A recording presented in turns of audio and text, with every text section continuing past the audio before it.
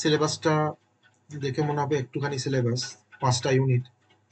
সিলেবাসটার মধ্যে অনেক কিছু আছে, অনেক কিছু আছে। তো সেটা আমরা আস্তে আস্তে যেগুলো আছে সেগুলো তো স্টাডি করবোই। কিছু নিউমেরিক্যাল পার্ট আর থাকবে, সেই নিউমেরিক্যাল পার্টগুলো আমরা স্টাডি করব। সবটাই ডিপেন্ড করছে তোমরা কতটা ক্লাসটা অ্যাটেন্ড করবে তার উপরে। না হলে আমাকে ডে ওয়াইজ আমাকে লেকচার শেয়ার করতে হবে। ঠিক আছে, চলো। বেশ, পরে কি হবে সেটা ভেবে লাভ নেই, আমরা তোমার যদি ক্লাস করো আমি ক্লাস করাবো, সে নিয়ে কোনো সমস্যা নেই। তো আজকে প্রথম দিনটা আমরা বেসিক কনসেপ্টের উপরেই থাকবো।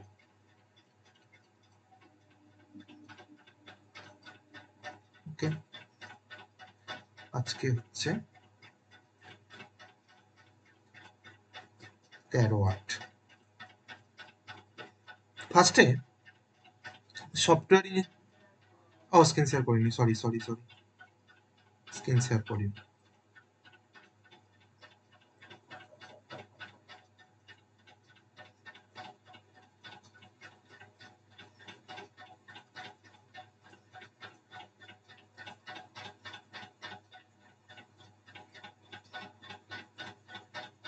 সফটওয়্যার ইঞ্জিনিয়ারিং সাবজেক্টের মধ্যে প্রথমে আমরা আস্তে আস্তে স্টেপ ধরে ধরে এগোবো। তো প্রথমেই সফটওয়্যার ইঞ্জিনিয়ারিং এ যদি আমি প্রথমেই তোমাকে সফটওয়্যার নিয়ে যদি তোমাকে আমি ফার্স্টে একটু ডিসকাশন করি, যে সফটওয়্যার ইঞ্জিনিয়ারিং এর প্রথমেই আমরা যেটা বলবো সেটা হচ্ছে হোয়াট ইজ সফটওয়্যার। আমরা যদি সফটওয়্যারটা আমরা সবাই জানি, হোয়াট ইজ সফটওয়্যার আমরা সবাই জানি, এক্সাম্পল অফ দ্য সফটওয়্যার সেটাও আমরা জানি। তো আমরা যেহেতু সফটওয়্যার ইঞ্জিনিয়ারিং সাবজেক্টটা স্টার্ট করছি, তার জন্য সফটওয়্যার কি বা সফটওয়্যার কি নিয়ে তৈরি হয় সেগুলোকে একটু জেনে নেওয়া দরকার। জাস্ট এটা আমরা জানি, তাও আমি একটু জাস্ট রিক্যাপচুলেট করার চেষ্টা করছি কনসেপ্টগুলোকে। তো আমরা সবাই জানি যে সফটওয়্যার হচ্ছে কিছু কালেকশন অফ প্রোগ্রামস, বা বলতে পারি কালেকশন অফ ডেটা, প্রসিডিওর বা তাদের রিলেটেড কিছু ডকুমেন্টেশন, যেটা বলে কম্পিউটারকে যে কি করতে হবে আর কেমন করে করতে হবে, হাউ মানে what to do and how to do it. তাহলে যেটা আমরা গতানুগতিক আমরা শিখে এসেছি সেটা হচ্ছে software is a collection of programs. Collection of programs, obviously software is a collection of programs. এর সাথে আমি আরো দুটো জিনিস অ্যাড করছি, শুধু কালেকশন অফ প্রোগ্রামস বলবো না, তার সাথে বলবো কালেকশন অফ প্রোগ্রামস, ডেটা। কারণ প্রোগ্রামগুলো কাজ করবে কার উপরে? ডেটার উপরে অবভিয়াসলি। বা তার সঙ্গে আমি অ্যাড করে দিলাম কিছু প্রসিডিওর অ্যান্ড রিলেটেড ডকুমেন্টেশন। তুমি একটা প্রোগ্রামে একটা কোনো ফাংশন লিখেছো, তো সেই ফাংশনটা কেন লিখেছো, বা তোমার সফটওয়্যারটার নিশ্চয়ই ডকুমেন্টেশন থাকবে, না হলে তো কেউ সেটাকে ইউজ করতে পারবে না। যদি একটা সফটওয়্যারে কোনো ইউজার ম্যানুয়াল না থাকে, তুমি সেই সফটওয়্যারকে ইউজ করতে পারবে না। That is a documentation. তাহলে collection of programs, data, procedure আর হচ্ছে তার রিলেটেড কিছু ডকুমেন্টেশন, এটাকে আমরা বলছি সফটওয়্যার। আর যে সফটওয়্যারটা কি বলে না, tales a computer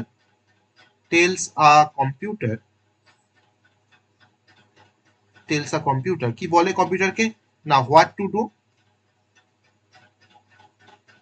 do and how to do it. এই দুটো মানে কোশ্চেন করে কম্পিউটারকে, কি করতে হবে আর কেমন করে করতে হবে সেটা কিন্তু অ্যাকচুয়ালি সফটওয়্যার মানে বোঝায় কম্পিউটারকে বা বলে কম্পিউটারকে, বা তার সলিউশনটা প্রোভাইড করে অ্যাকচুয়ালি। তাহলে আমরা সিম্পল ওয়ার্ডসে একটা যদি সিম্পল ওয়ার্ড লিখি সফটওয়্যারের, হোয়াট ইজ সফটওয়্যার বলতে যদি সিম্পল ওয়ার্ড লিখি, মানে এক্সপ্রেশনের মতন, ইকুয়েশনের মতন, যে সফটওয়্যার হচ্ছে কিছু ইনস্ট্রাকশনের তো সমষ্টি। অবশ্যই দেখো, আমি যখনই কালেকশন অফ প্রোগ্রামস বললাম, তো প্রোগ্রাম মানেই তো কালেকশন অফ ইনস্ট্রাকশন। অনেকগুলো ইনস্ট্রাকশন নিয়ে প্রোগ্রাম তৈরি হয়, আবার অনেকগুলো প্রোগ্রাম নিয়ে একটা সফটওয়্যার তৈরি হয়। তাহলে আমি এখানে বলছি ইনস্ট্রাকশনস প্লাস ডেটা। ইনস্ট্রাকশন বলা মানেই আমার প্রোগ্রাম বলা হয়ে গেল, প্লাস হচ্ছে ডকুমেন্টেশন।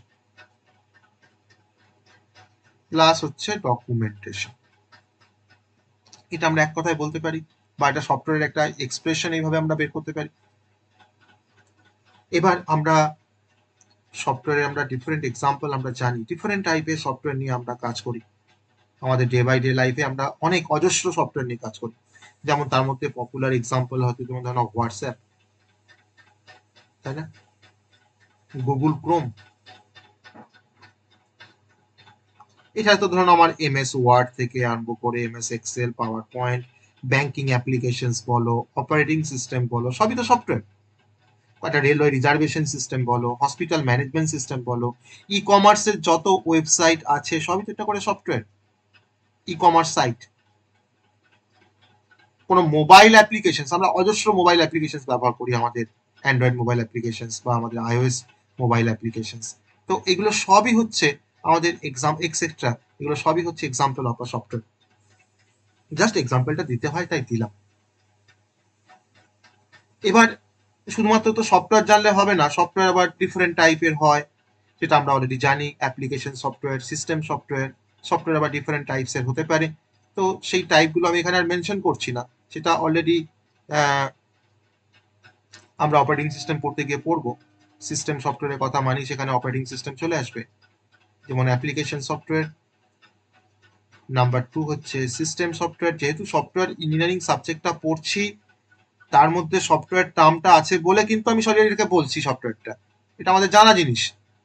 আর একটা হয় সেটা হচ্ছে ইউটিলিটি সফটওয়্যার, ইউটিলিটি সফটওয়্যার। আমি এগুলোর কিন্তু আর ডিটেল ডেসক্রিপশনে গেলাম না, এটা আমরা পড়েছি, অনেকবার পড়েছি। এবার চলে আসবো হোয়াট ইজ প্রোগ্রাম। একটু আগে সফটওয়্যার বলতে গিয়ে আমাদের একটা ডেফিনেশন বলতে গিয়ে আমরা বলেছিলাম কালেকশন অফ প্রোগ্রামস, তাকে আমরা সফটওয়্যার বলি। এবার একটু প্রোগ্রাম নিয়ে জানবো। আমরা এটাও জেনেছি যে প্রোগ্রাম হচ্ছে আবার কালেকশন অফ ইনস্ট্রাকশন। প্রোগ্রাম হচ্ছে কালেকশন অফ ইনস্ট্রাকশন, ইনস্ট্রাকশনস। আর যে কালেকশন অফ ইনস্ট্রাকশনটা আমরা কিসে লিখি না, written in a programming language, তাই না? যেটাকে আমরা কিসে লিখি না, written in a programming language. আমরা প্রোগ্রামিং ল্যাঙ্গুয়েজ দিয়েই তো আমরা কোনো ইনস্ট্রাকশন গুলোকে লিখি বা কোনো প্রোগ্রামকে লিখি, ইন আ প্রোগ্রামিং ল্যাঙ্গুয়েজ। আর কেন আমরা প্রোগ্রাম ইউজ করি না, to perform a specific task, to perform a specific task. তাহলে সফটওয়্যার জানলাম কি জিনিস। এবার প্রোগ্রাম হচ্ছে কালেকশন অফ ইনস্ট্রাকশন, যেটা আমরা আগেও জানতাম, যেটাকে কিনা আমরা written in a programming language to perform a specific task. একটা স্পেসিফিক টাস্ককে পারফর্ম করার জন্য আমরা যে কালেকশন অফ ইনস্ট্রাকশন গুলো লিখি প্রোগ্রামিং ল্যাঙ্গুয়েজের মতো করে বা প্রোগ্রামিং ল্যাঙ্গুয়েজ দিয়ে, তাকে আমরা বলছি প্রোগ্রামস। আমরা সি এর প্রোগ্রাম জানি, আমরা জাভার প্রোগ্রাম পড়ছি এখন। আমাদের পাইথনের প্রোগ্রামিং আমরা হয়তো কেউ কেউ যারা ডিপ্লোমা করেছি তারা পড়ে এসেছি। প্রোগ্রাম, ওকে। তো প্রোগ্রামের ডিফারেন্ট এক্সাম্পল হতে পারে, আমি সেই এক্সাম্পল গুলো দিচ্ছি না। আমরা সি দিয়ে কোনো প্রোগ্রাম আমরা একটা এক্সাম্পল এখানে দেখাতেই পারি, সি দিয়ে কোনো প্রোগ্রাম, বা সি প্লাস প্লাস দিয়ে কোনো প্রোগ্রাম, বা জাভা দিয়ে কোনো প্রোগ্রাম। ওকে, আমরা এই প্রোগ্রামগুলোকে as a example of of program আমরা দেখাতে পারি।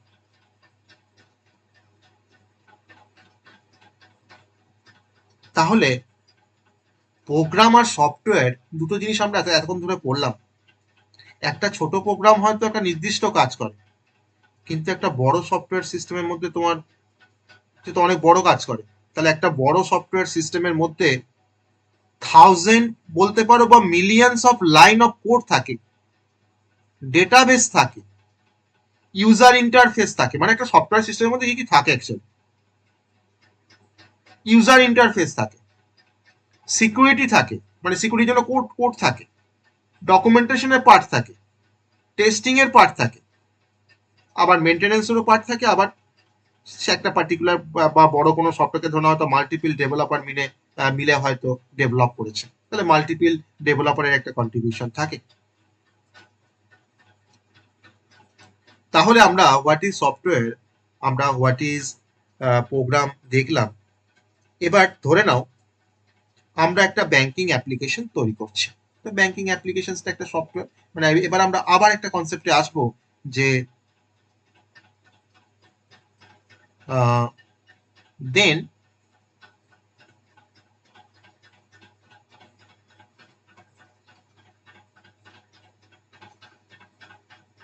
What is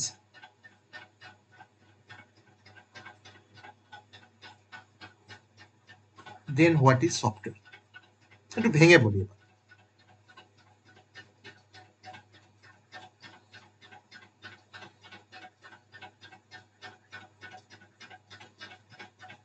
then what is software. ধরো আমরা একটা যদি একটা ব্যাংকিং অ্যাপ্লিকেশন তৈরি করি, এক মিনিট, হ্যাঁ একটা জাস্ট কল আসছে, একটা মিনিট।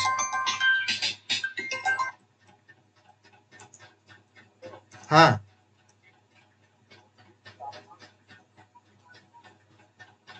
কিন্তু এখন থেকে তুই হিসাব করে বল 5 বিঘার জন্য।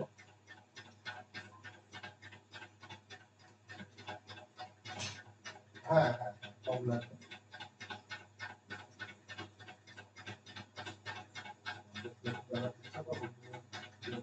টাকা লাগে বা নিজের ভালো হয় বলতে লাগবে, বলতে বলতে আমাকে বলতে আমরা তো কোন 10-26 মাসে আর এখন ঠিক 10-27 না কত হবে, 27-29 14-15 বেশি ইয়ে করলে বলতে হবে না, এটা অল্প অল্প করে খাওয়াতে হবে, বলতে লাগবে। আচ্ছা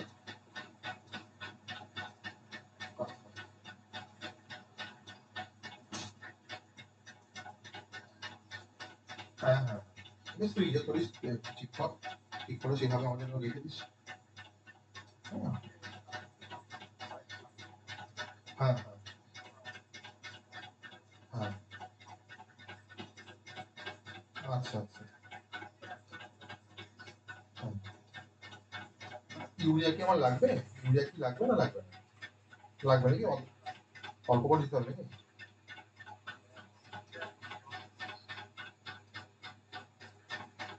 আর ফল ফললে কত দিন? না ফলটা আনিয়ে নেবো নতুন রাখতে? ফল কি 1 কিলো করে দিতে হয় নাকি ফলটা?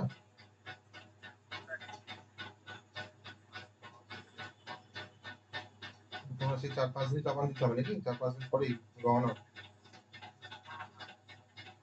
প্রথম চাপানটা তো দিতে হবে 4-5 দিন পরে। বেশ ঠিক আছে ঠিক আছে। হুম,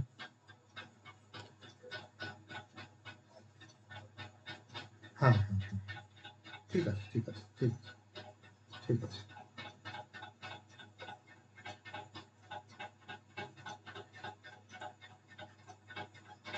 বেশ, তাহলে আমরা এখন যেটা বলতে যাচ্ছিলাম যে ধরো আমরা একটা ব্যাংকিং অ্যাপ্লিকেশন তৈরি করছি, ঠিক আছে? এবার ব্যাংকিং অ্যাপ্লিকেশন তৈরি করছি, শুধুমাত্র টাকা ট্রান্সফার করার জন্যই কোড লিখলে কি ব্যাংকিং সফটওয়্যার তৈরি হয়ে গেল? নিশ্চয়ই না।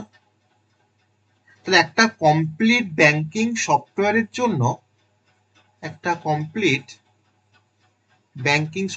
জন্য কি কি প্রয়োজন দেখো। কমপ্লিট ব্যাংকিং সফটওয়্যারের জন্য কি কি প্রয়োজন দেখো। দেখো ফার্স্ট আমাকে একটা ইউজার ইন্টারফেস তৈরি করতে হবে বা ডেভেলপ করতে হবে ইউজার ইন্টারফেস। তার সাথে আমাকে ডেভেলপ করতে হবে বিজনেস লজিক, যে আমার সফটওয়্যারটা কিভাবে কাজ করবে। That is a business logic. প্রত্যেকটা সফটওয়্যারের পিছনে কিন্তু বিজনেস লজিক থাকে। প্লাস তার সঙ্গে দেখো আমাকে রাখতে হবে অবশ্যই ডেটাবেস, কারণ এত কাস্টমারের এত অ্যাকাউন্ট হোল্ডারের ডেটাগুলো কোথায় রাখবো? ডেটাবেস রাখতে হবে আমাকে ব্যাক এন্ডে। তার সাথে আমি যে সফটওয়্যারটা তৈরি করছি তাকে আমাকে তো সিকিউর করতে হবে, তাহলে সিকিউরিটি মানে পার্সপেক্টিভটাও আমাকে চিন্তা ভাবনা করতে হবে। তারপরে আমার সফটওয়্যারটা ডেভেলপ হয়ে যাওয়ার পর ধরুন আমাকে সেটাকে আবার টেস্ট করতে হবে, তাহলে আমাকে টেস্টিং টিমের দরকার টেস্টিং করার জন্য। আবার আমার সফটওয়্যারের যে ডিফারেন্ট ডিফারেন্ট যে মডিউলগুলো থাকবে সেই মডিউলগুলো তারা কিভাবে কাজ করছে, তো সেই প্রত্যেকটা মডিউলের আমার একটা করে ডকুমেন্টেশন থাকবে বা ইউজার ম্যানুয়াল থাকবে। আর শুধুমাত্র সফটওয়্যারটাকে তৈরি করলেই তো হলো না, হয়তো মাঝে মাঝে হয়তো কিছু আপডেট দেওয়ার প্রয়োজন পড়বে। এই যে হঠাৎ করে তোমার শুরু হয়ে গেল যে কেওয়াইসি আপডেট করতে হবে সবাইকে, যাতে যাতে অ্যাকাউন্ট আছে, তাই না? তাহলে আমাকে রীতিমতো আমাকে সফটওয়্যারটাকে কিন্তু পিরিয়ডিক্যালি আমাকে মেনটেনেন্স করবার প্রয়োজন আছে, মেনটেনেন্স করবার প্রয়োজন আছে। তাহলে কত হ্যাপা বুঝতে পারছো যে একটা ব্যাংকিং সফটওয়্যার তৈরি করবো মানে যে শুধুমাত্র টাকা ট্রান্সফার করার জন্যই কোডটা লিখে দেবো তাহলেই ব্যাংকিং সফটওয়্যার তৈরি হলো, তা কিন্তু নয়। তার মানে এটা বলার আমার অর্থটা হচ্ছে যে সফটওয়্যার কিন্তু শুধুমাত্র কোড নয়, সফটওয়্যার তৈরি করা মানেই যে শুধু কোড লেখা তা কিন্তু নয়।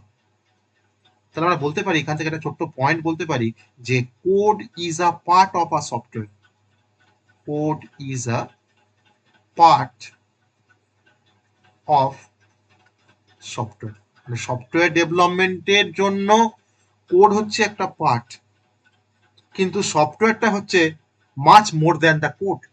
বাট এই লাইনটা কিন্তু খুব ইম্পর্টেন্ট একটা line, but software is much more than code. Okay, এখান থেকে আমি একটা ছোট্ট একটা এটাকে তুমি কি পয়েন্ট বলতে পারো, মানে আমি তোমাকে কমপ্লিট ব্যাংকিং সফটওয়্যারে কি কি রিকোয়ারমেন্ট এটাকে বলার পরেই কিন্তু এই কথাটা বললাম যে সফটওয়্যার মানেই যে আমাকে শুধু কোড লেখা সেটা কিন্তু নয়, কোডটা অবশ্যই এটা পার্ট সফটওয়্যার তৈরি করার পিছনে, হ্যাঁ, কিন্তু সফটওয়্যার কিন্তু তার থেকেও আরো অনেক বেশি, এর মধ্যে আরো অনেক পার্ট আছে। তাহলে এবার প্রশ্ন হবে যে তাহলে স্যার সফটওয়্যার তৈরি করার জন্য আমাদের সফটওয়্যার ইঞ্জিনিয়ারিং এর কেন প্রয়োজন? So why do we need, why do we need software engineering? Software engineering, তাহলে আমাদের সফটওয়্যার ইঞ্জিনিয়ারিং এর দরকার কেন? তো এটা সব থেকে একটা গুরুত্বপূর্ণ বিষয়। ধরো 5 জন স্টুডেন্ট মিলে, ধরো না তোমরা হয়তো 4-5 জন স্টুডেন্ট মিলে তোমরা ঠিক করেছো যে একটা ছোট অ্যাপ্লিকেশন তোমরা ডেভেলপ করবে, একটা অ্যাপস ডেভেলপ করবে, অ্যাপস তোমরা ডেভেলপ করবে বলে ঠিক করেছো, ডেভেলপ করবে। ওকে, তো এবার এই 5 জন স্টুডেন্ট তারা এবার প্রথমেই তারা বলছে, 5 জন প্রথমেই বলছে চলো আমরা কোডিং থেকে শুরু করি, চলো আমরা কোডিং থেকে শুরু করি। তো তখন সবাই বলে ঠিক আছে চলো কোডিং থেকে শুরু করি। তো কেউ ধরে নাও হয়তো কোন একটা স্টুডেন্ট ধরে নাও হয়তো ইউআইটা ডেভেলপ করছে, ইউআই ডেভেলপ করছে ধরে নাও হয়তো স্টুডেন্ট 1, স্টুডেন্ট 2টা ধরে নাও হয়তো সে হয়তো ডেটাবেসের উপরে কাজ করছে, ডিবির উপরে কাজ করছে, স্টুডেন্ট 3 ধরে নাও তোমার হয়তো লগ ইন সিস্টেমের উপরে কাজ করছে, লগ ইন সিস্টেমের উপরে কাজ করছে। কিন্তু কয়েকদিন পর তারা কিন্তু প্রথমেই কিন্তু কোডিং করতে শুরু করে দিয়েছে, মাইন্ড ইট। কয়েকদিন পরে দেখা গেল কারু কোডের সাথে কারু কোড মিলছে না, অ্যাপ্লিকেশনটার কি রিকোয়ারমেন্ট সেটাই পরিষ্কার নয় কারু কাছে, ডেটাবেসের ডিজাইনটা পুরো ভুলভাল, অনেক ধরনের এরার আসছে, বাগ আসছে, সিকিউরিটির সমস্যা হচ্ছে। যে কাস্টমার হয়তো এই অ্যাপসটা বানাতে বলেছিল এই 5 জন স্টুডেন্টকে, তো সেখানে ডেডলাইন মিস হয়ে যাচ্ছে। সে হয়তো বলেছে আমাকে 1 মাসের মধ্যে বানিয়ে দাও, এরা 2 মাস ধরে কাজ করছে, কিছুই হয়নি এখন। তাহলে আলটিমেটলি আমার কস্ট বাড়ছে। তখন একটা প্রশ্ন খুব মাথায় আসে, সেটা হচ্ছে শুধুমাত্র প্রোগ্রামিং জানলেই কিন্তু বড় সফটওয়্যার বানানো সম্ভব নয়। আমি প্রোগ্রামিং জানি তার মানেই আমি একটা বড় সফটওয়্যার বানিয়ে ফেলবো, এটা কিনা সম্ভব নয়। তাহলে প্রোগ্রামিং তোমাকে জানতে হবে সফটওয়্যার বানানোর জন্য অবশ্যই, তার সঙ্গে সঙ্গে তোমাকে জানতে হবে সফটওয়্যার ইঞ্জিনিয়ারিং এরও কনসেপ্ট। তবে তুমি একটা সফটওয়্যারকে অর্গানাইজড ওয়েতে সঠিকভাবে কম সময়ের মধ্যে কম পয়সার মধ্যে সমস্ত রিকোয়ারমেন্ট ফুলফিল করে কোনো এরার ছাড়া সঠিক ডেডলাইনের মধ্যে তুমি একটা সফটওয়্যারকে কাস্টমারকে ডেলিভার করতে পারবে। তো এই যে সিস্টেমেটিক যে অ্যাপ্রোচ, যার থ্রু দিয়ে তুমি একটা সফটওয়্যারকে সঠিকভাবে তৈরি করতে পারবে, তার জন্য তোমাকে শিখতে হবে সফটওয়্যার ইঞ্জিনিয়ারিং। এখানেই কিন্তু চলে আসে সফটওয়্যার ইঞ্জিনিয়ারিং এর কনসেপ্ট। তাহলে আমরা এখন জানবো যে তাহলে স্যার যে আমার সফটওয়্যার ইঞ্জিনিয়ারিং বলতে কি বোঝায়, what is the definition of software engineering. আমি তোকে এখন এক ডেফিনেশন বলবো যে সফটওয়্যার ইঞ্জিনিয়ারিং এর ডেফিনেশন কি, কাকে বলা হয় সফটওয়্যার ইঞ্জিনিয়ারিং। না, সফটওয়্যার ইঞ্জিনিয়ারিং হচ্ছে একটা সিস্টেমেটিক, ডিসিপ্লিনড এবং মেজারেবল একটা অ্যাপ্রোচ। কি কি বললাম? সিস্টেমেটিক। আমাদের প্রত্যেকটা কাজ আমরা যদি আমরা সিস্টেমেটিক ওয়েতে করি না, তাহলে আমাদের কোনো কাজে ভুল থাকবে না, সমস্ত কাজগুলো সঠিকভাবে আমরা করতে পারবো।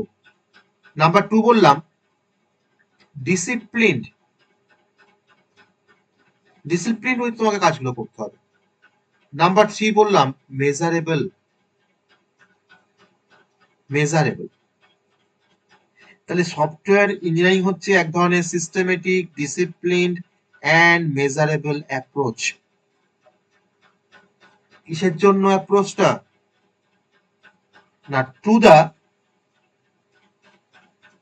Development of a software, to the operation of a software, to the maintenance of a software. Operations আর হচ্ছে মেনটেনেন্স, এই তিনটেই তো মেন কাজ। And maintenance of a software, of a software. তাহলে একটা সফটওয়্যারকে তুমি ডেভেলপ করবে, তার অপারেশনস করবে বা তাকে মেনটেনেন্স করবে, তার জন্য তোমাকে যে সিস্টেমেটিক অ্যাপ্রোচ বা যে ডিসিপ্লিন অ্যাপ্রোচ বা যে মেজারেবল অ্যাপ্রোচ তোমাকে ফলো করতে হয়, তো সেটাই কিনা শেখায় সফটওয়্যার ইঞ্জিনিয়ারিং। তাহলে একটা সফটওয়্যার ডেভেলপমেন্ট, তার অপারেশন এবং তার মেনটেনেন্সের জন্য একটা সিস্টেমেটিক বা ডিসিপ্লিন বা মেজারেবল অ্যাপ্রোচের নামই হচ্ছে সফটওয়্যার ইঞ্জিনিয়ারিং।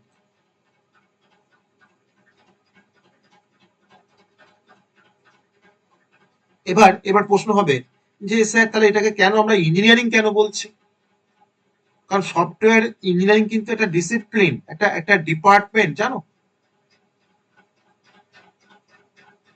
সফটওয়্যার ইঞ্জিনিয়ারিং এর উপরে মাস্টার ডিগ্রি করা যায়।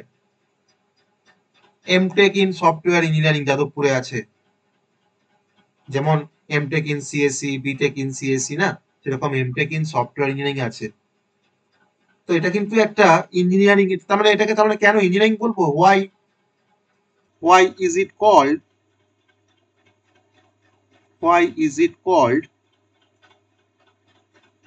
ইঞ্জিনিয়ারিং? এটাকে কেন আমরা ইঞ্জিনিয়ারিং বলবো? অনেকে বলছে যে স্যার আমরা তো ইঞ্জিনিয়ারিং বলতে বুঝি কিছু প্ল্যানিং করা, কিছু ডিজাইন করা, কিছু অ্যানালিসিস করা, কনস্ট্রাকশন করা, টেস্টিং করা, মেনটেনেন্স করা, কোয়ালিটি কন্ট্রোল করা। আরে এইগুলোই তো সফটওয়্যারের মধ্যে তো আছে। তোমাকে সফটওয়্যার, কোনো একটা সফটওয়্যার ডেভেলপমেন্ট করতে গেলে তোমাকে রিকোয়ারমেন্ট তোমাকে জানতে হয় কাস্টমারের কাছ থেকে। তারপর তোমাকে প্ল্যানিং করতে হয় যে কিভাবে তুমি কাজটা করবে। তারপর সেই প্ল্যানিং মোতাবেক তোমাকে ডিজাইন করতে হয় যে কার পরে কিভাবে আমি পুরো কাজটাকে ডিজাইন করব। তারপর তোমাকে কোডিং করতে হয়, কোডিং করার পর তোমাকে টেস্টিং করতে হয়, টেস্টিং এর পর তোমাকে ডিপ্লয় করতে হয় কাস্টমারের মেশিনে। তোমাকে তোমার ওই পার্টিকুলার সফটওয়্যার তুমি ডিপ্লয় করছো, দেন তারপর থেকে তোমার শুরু হয়ে যায় মেনটেনেন্স। কাস্টমারের সঙ্গে তোমার যেমন ডিল থাকবে যে 1 বছর 2 বছর তুমি মেনটেনেন্স ফ্রি দেবে, তো সেই 1 বছর 2 বছরের মধ্যে যা কিছু প্রবলেম হলে কাস্টমার কিন্তু তোমাকেই ফোন করবে যে আমার এটার এই প্রবলেম হচ্ছে। তোমার কিন্তু অন সাইট তার বাড়িতে গিয়ে, তার কোম্পানিতে গিয়ে তোমাকে সার্ভিস দিয়ে আসতে হবে। যেমন করে একজন সিভিল ইঞ্জিনিয়ার শুধু ইট দিয়ে কিন্তু বিল্ডিং তৈরি করে না, সেই ইঞ্জিনিয়ারটা আগে রিকোয়ারমেন্ট দেখে, তারপর ডিজাইন করে, তারপরে ক্যালকুলেশন করে, তারপরে কনস্ট্রাকশন করে, তারপরে টেস্টিং করে, আর দেন তারপর থেকে মেনটেনেন্স করে। অর্থাৎ সফটওয়্যার ইঞ্জিনিয়ার যারা, তারাও কিনা এই একই ধরনের ডিসিপ্লিন প্রসেস কিন্তু তারা অনুসরণ করে তারা একটা সফটওয়্যারকে সিস্টেমেটিক ওয়েতে তারা ডেভেলপ করার চেষ্টা করে, যাতে করে সেই সফটওয়্যারটা কাস্টমারকে কম সময়ের মধ্যে ডেলিভার করা যায়, একটা কোয়ালিটি সফটওয়্যার তৈরি করা যায়, একটা ডেডলাইন মিস না হওয়া সফটওয়্যার তৈরি করা যায়, একটা প্রপারলি রিকোয়ারমেন্ট ফুলফিল করা সফটওয়্যার তৈরি করা যায়। তার জন্য সফটওয়্যার ইঞ্জিনিয়ারও কিন্তু কিছু ইঞ্জিনিয়ারিং কিছু প্রিন্সিপালস তারা ফলো করে, দিয়ে সঠিকভাবে কোনো সফটওয়্যারটাকে তারা তৈরি করার চেষ্টা করে।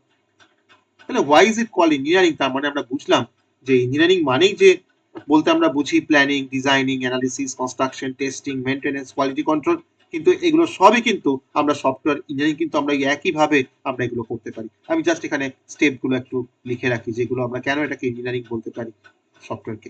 রিকোয়ারমেন্ট, এই নামটা আমরা পরে আবার চেঞ্জ করবো, এটা আমরা রিকোয়ারমেন্ট অ্যানালিসিস বলবো। প্ল্যানিং, কোডিং, টেস্টিং, এই প্রত্যেকটা হচ্ছে একটা করে আমাদের সফটওয়্যার ডেভেলপমেন্ট লাইফ সাইকেল একটা করে ফেজ, যেগুলো আমরা পড়বো আস্তে আস্তে। ওকে, টেস্টিং, দেন হচ্ছে ডেপ্লয়মেন্ট, ডেপ্লয়মেন্টও আমাদের একটা ফেজের মধ্যে পড়ে, ডেপ্লয়মেন্ট, আর লাস্ট হচ্ছে মেনটেনেন্স। মেনটেনেন্স, তার জন্য আমরা এটাকে ইঞ্জিনিয়ারিং বলছি। এবার এবার অনেকে মনে হবে যে তাহলে স্যার প্রোগ্রামিং এর সাথে সফটওয়্যার ইঞ্জিনিয়ারিং এর কি ডিফারেন্স? সফটওয়্যার ইঞ্জিনিয়ারিং এর সাথে প্রোগ্রামিং এর কি ডিফারেন্স? অনেক ডিফারেন্স আছে। সফটওয়্যার ইঞ্জিনিয়ারিং এর সাথে প্রোগ্রামিং এর অনেক ডিফারেন্স আছে। একটু জাস্ট ডিফারেন্সিয়েট করা যাক, একটু ডিফারেন্সিয়েট করা যাক। আমরা তো আজকে ডে 1 পড়ছি, একটু ডিফারেন্সিয়েট করা যাক। ওকে, আজকে বেসিক জিনিসগুলো আমরা একটু জেনে রাখি, যাতে করে আমাদের সফটওয়্যার ইঞ্জিনিয়ারিং পড়ার যে আগ্রহটা যাতে আমাদের তৈরি হয়। Very interesting subject. আমি তো এখন অ্যাপ্লিকেশন বলিনি, আমি আসবো আস্তে আস্তে অ্যাপ্লিকেশন বলবো। Very interesting subject. আর আজকে তুমি যদি ভাবো যে আইটি কোম্পানিতে তুমি জব করতে যাবে, তোমার সেখানে অবশ্যই তোমাকে সফটওয়্যার ইঞ্জিনিয়ারিং তোমাকে জানতেই হবে। তোমাকে প্রথম দিন কোম্পানিতে জয়েন করলে তোমাকে প্রথম দিনে তোমাকে শেখাবে সফটওয়্যার ইঞ্জিনিয়ারিং প্রিন্সিপালস, যে কোন কোন প্রিন্সিপাল তোমাকে মেনে চলতে হবে। তুমি কোড করতে পারোই বলে তুমি যেমন তেমন করে কোড করে তা কিন্তু হবে না, তোমাকে কোডিং এর জন্য তোমাকে প্রচুর প্রিন্সিপাল তোমাকে মেনটেন করতে হবে, মানে নীতি, যে এইভাবে তোমাকে কোড করতে হবে। তুমি তোমার মতো করে নিজের খেয়াল খুশি তুমি কোড করতে পারবে না, বুঝতে পেরেছো? অতএব আমাকে সফটওয়্যার কিন্তু ফলো করতেই হবে আইটি কোম্পানিতে, আইটি ইন্ডাস্ট্রিতে। সমস্ত ইন্ডাস্ট্রি ফলো করে সফটওয়্যার প্রিন্সিপাল। আমরা প্রোগ্রামিং মানে কি বুঝি না? প্রোগ্রামিং মানে হচ্ছে যেটা মেনলি ফোকাস করে কোডিং এর উপরে, তাই না? Focuses on coding. দেখো, ফোকাসেস অন কোডিং। আর সফটওয়্যার ইঞ্জিনিয়ারিং কার উপরে বেশি ফোকাস করে না? সফটওয়্যার ইঞ্জিনিয়ারিং কিন্তু ফোকাস করে কমপ্লিট সফটওয়্যার ডেভেলপমেন্টের উপরে। ভালো করে ফিল করবে কথাগুলো, কমপ্লিট সফটওয়্যার ডেভেলপমেন্টের উপরে। একটা সফটওয়্যার ডেভেলপমেন্ট হওয়া শুরু থেকে শেষ পর্যন্ত সমস্তটার উপরে কিন্তু ফোকাস করে সফটওয়্যার ইঞ্জিনিয়ারিং। আর প্রোগ্রামিং তো মেনলি ফোকাস করে কোডিং এর উপরে। একটা প্রোগ্রামিং করার জন্য নিশ্চয়ই 5 জনকে দরকার নেই। তাহলে এই একটা প্রোগ্রামিং এর জন্য ধরো ইন্ডিভিজুয়াল কোনো পার্সন বা ইন্ডিভিজুয়াল কোনো স্টুডেন্ট এটা করতে পারে, বা স্মল টাস্ক বলতে পারি। প্রোগ্রামিং এর মধ্যে আমার কি থাকে? কোনো ছোট ছোট একটা টাস্ক থাকে। আমাকে বললো যে একটা ফ্যাক্টরিয়াল অফ নাম্বার বের করো, বা আমাকে বললো রিভার্স অফ নাম্বার বের করো, তো একটা প্রোগ্রামিং করো সি দিয়ে বা পাইথন দিয়ে। তো ইউজুয়ালি ইন্ডিভিজুয়াল বা স্মলার টাস্ক বা স্মল টাস্ক। কিন্তু একটা সফটওয়্যার ইঞ্জিনিয়ারিং মানে হচ্ছে সেখানে কিন্তু একটা সফটওয়্যারকে ডেভেলপ করতে গেলে ইউজুয়ালি কিন্তু একজনে হবে না, তো সেখানে দরকার তোমার একটা টিম। আর সেটা কিন্তু অবশ্যই সফটওয়্যার ইঞ্জিনিয়ারিং মানে কিন্তু হচ্ছে প্রজেক্ট ওরিয়েন্টেড। প্রজেক্ট ওরিয়েন্টেড, তোমাকে একটা প্রজেক্ট দেবে করতে, সেই প্রজেক্টটা মানে হচ্ছে একটা সফটওয়্যার, তাকে তোমাকে ডেভেলপ করতে হবে। Is a project oriented. আর এটা হচ্ছে ইন্ডিভিজুয়াল বা স্মল টাস্ক। একটা প্রোগ্রামিং এর সময় তুমি কি কোনো ডকুমেন্টেশন করো? খুব লিমিটেড ডকুমেন্টেশন করো। মানে ডকুমেন্টেশন মানে হচ্ছে তুমি একটা প্রোগ্রাম লেখার সময় কি তুমি যতগুলো ভেরিয়েবল ডিক্লেয়ার করছো বা যতগুলো ফাংশন মানে ডিক্লেয়ার করছো বা ডিফাইন করছো, তুমি কি সমস্তগুলোর পাশাপাশি লিখে রাখো নাকি যেটা কি পারপাসে তুমি ইউজ করলে? তুমি লিমিটেড ডকুমেন্টেশন করো। কিন্তু একটা সফটওয়্যার ইন্ডাস্ট্রিতে যদি তুমি যখন কাজ করতে যাবে প্রপার কোডিং শেখার পর, তোমাকে কিন্তু সেখানে প্রত্যেকটা মডিউলে তোমাকে কিন্তু প্রপার ডকুমেন্টেশন করা শিখতে হবে। প্রপার ডকুমেন্টেশন তোমার সেখানে দরকার, না হলে তুমি সেখানে কাজ করতে পারবে না, তোমাকে কাজ করতে দেবেই না। যদি তুমি ডকুমেন্টেশন করতে না পারো, তোমাকে কোডিং লেখার দরকার নেই, তুমি চলে যাও অন্য কোম্পানি জয়েন করো। একটা প্রোগ্রামিং এর ক্ষেত্রে আমাকে টেস্টিং করতে হয়, আমরা চেক করি, কম্পাইল করি, রান করি, তাই না? অতএব আমার এখানে টেস্টিংটা হচ্ছে লিমিটেড, টেস্টিংটা মেবি লিমিটেড। কিন্তু সফটওয়্যার ইঞ্জিনিয়ারিং ক্ষেত্রে আমাকে কিন্তু মানে রিগোরাস টেস্টিং এর উপর দিয়ে আমাকে যেতে হবে, that is a systematic testing মানে আমার কিছু সিস্টেম আছে, ওকে, যে আমাকে এই টেস্টিং এর পর আমাকে এই টেস্টিং করতে হবে, তারপর আমাকে আবার এই টেস্টিংটা করতে হবে, যেমন ধরো ইউনিট টেস্টিং করতে হবে, তারপর আমাকে ইন্টিগ্রেশন টেস্টিং করতে হবে, তারপর আমাকে সিস্টেম টেস্টিং করতে হবে, তারপর আমাকে আলফা টেস্টিং করতে হবে, তারপর আমাকে বিটা টেস্টিং করতে হবে, তারপর আমাকে অ্যাকসেপ্টেন্স টেস্টিং করতে হবে, সিস্টেমেটিক টেস্টিং। তো এত টেস্টিং কিন্তু আমাদের প্রোগ্রামিং এর দরকার লাগে না, আমি একটা প্রোগ্রাম করেছি জাস্ট সিম্পল কম্পাইল করে কোডটাকে রান করব, তাই না? আবার একটা প্রোগ্রামিং এর ক্ষেত্রে নিশ্চয় আমার মেইনটেনেন্সে খুব বেশি দরকার পড়ে না, তাহলে এখানে মেইনটেনেন্সটা মেবি